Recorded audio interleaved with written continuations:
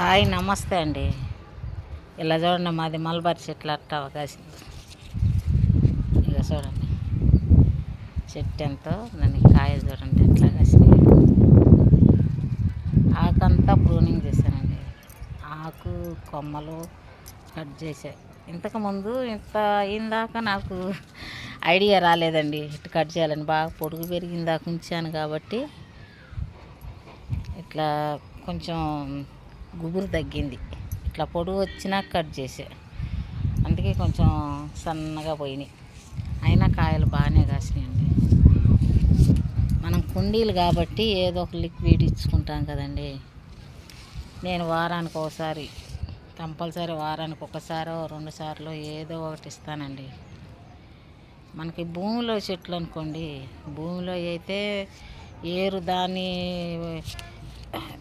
దాని ఆహారం అదే దేవులాడుకుంటుంది, ఎక్కడైనా ఎత్తుక్కుంటుంది.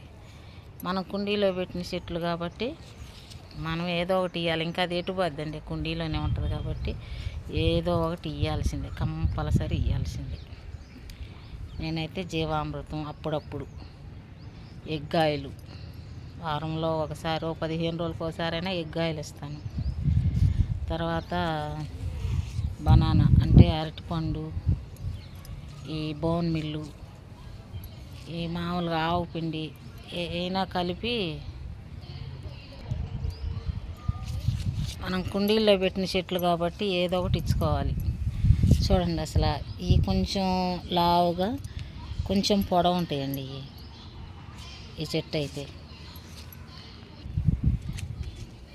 ఇట్లా మనం 4 మొక్కలు పెట్టుకున్నాం అనుకోండి, పైన కాబట్టి 4 మొక్కలు పెట్టుకుంటే ఒకసారికి ఒకటి వచ్చినా ఇంకోసారి ఇంకోటి అట్లా వస్తాయండి. ఇది మనకి ఆరోగ్యానికి కూడా మంచిదంట మల్బరీ.